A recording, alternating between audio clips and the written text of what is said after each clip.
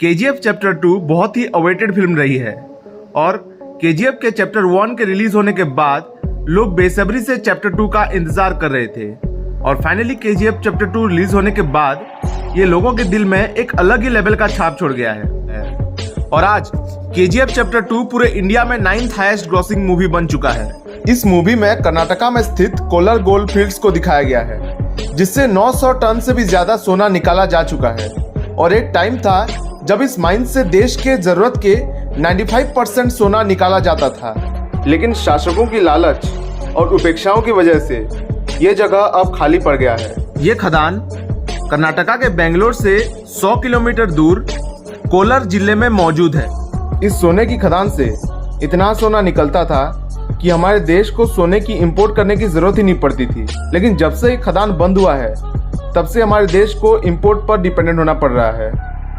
आज इस वीडियो में हम आपको कोलार गोल्ड फील्ड्स का इतिहास बताएंगे और ये बंद क्यों हुआ इसका कारण भी बताएंगे और हम वीडियो के लास्ट में आपको ऐसी बात बताएंगे जो केजीएफ मूवी के स्टोरी से थोड़ा बहुत रिलेट करता है। तो चलिए शुरू करते हैं।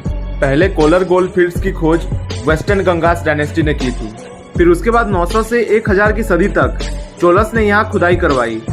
फिर यहाँ किंगडम ऑफ मैसूर के राज के दौरान लोगों को इस कोलार गोल्ड फील्ड के बारे में पता लगा।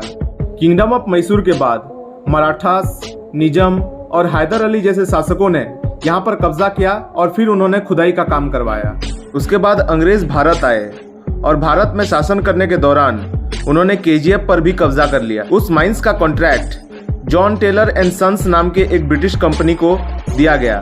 वैसे तो वहाँ अंग्रेजों ने बहुत ही आलीशान बंगले, hospitals, schools, swimming pool, Gymkhana जैसे आलीशान इंफ्रास्ट्रक्चर बना के रखे थे और इतना ब्यूटीफुल कॉलोनी बनाया था कि उस जगह को छोटा इंग्लैंड भी कहा जाता था, लेकिन वो सिर्फ अंग्रेज अथॉरिटीज के लिए था।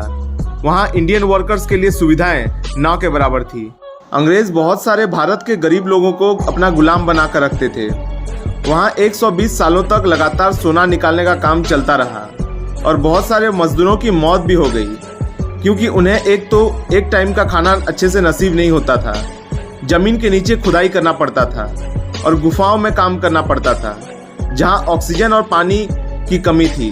फिर कुछ साल बाद अंग्रेजों ने काम को और इफेक्टिव बनाने के लिए लेटेस्ट टेक्नोलॉजी वाला मशीन लेकर आए। उस मशीन को चलाने के लिए इलेक्ट्रिसिटी की भी जरूरत पड़ती थी, तो उन्होंने hydro electricity power plant Kaveri electric power plant को यूज किया। उस टाइम पर बहुत से जगह पर इलेक्ट्रिसिटी नहीं पहुंची थी। इस खदान में काम के बाद जो बिजली बचती थी उसे बेंगलोर भेज दिया जाता था, इसलिए बेंगलोर एशिया का पहला शहर बन गया जहां स्ट्रीट लाइट लगी थी। यहाँ तक कि टोक्यो जैसे बड़े शहर में भी इलेक्ट्रिसिटी नहीं लगी थी। सोना निकालते समय मिट्टी छानने के लिए पानी की जरूरत पड़ती थी, इसलिए अंग्रेजों ने वहाँ पर आर्टिफिशियल लेक भी बनाकर रखे थे। वहाँ से बहुत सारा सोना निकालने के बाद अंग्रेजों ने उन सारे सोने को ब्रिटेन एक्सपोर्ट कर दिया। इंडिया के इंडिपेंडेंस के बाद उस माइंस का कॉन्ट्रैक्ट राज्य सरकार ने अपने हाथों में ले लिया। फिर सरकार ने Bharat gold mine limited company का स्थापना किया, पर तब तक देर हो चुकी थी क्योंकि वहाँ के ऊपरी परत पर मौजूद सोने को तो अंग्रेज ले जा चुके थे।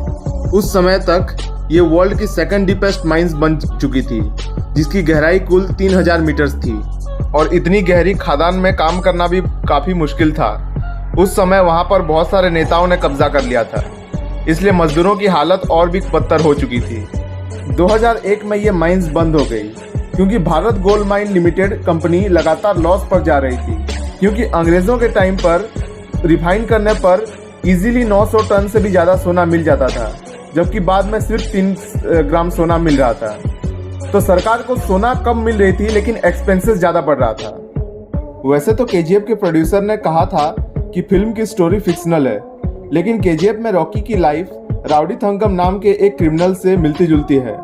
अंग्रेजों के जाने के बाद नेताओं ने और सरकारी अफसर ने जो मजदूरों पर जुल्म किया, उस इंसिडेंट ने थंगम को एक क्रिमिनल बना दिया।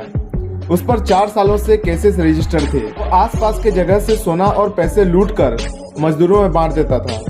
पुलिस उसको 4 सालों में नहीं ढूंढ पाई थी, इसलिए उस पर शूट एट साइट का ऑर्डर लगा दिया और 25 वर्ष की उम्र में पुलिस वालों ने उसका एनकाउंटर कर दिया। जैसे मूवी में रॉकी अपने माँ से काफी इंस्पायर्ड था, वैसे ही राउडी थंगम भी अपने माँ से काफी इंस्पायर्ड था।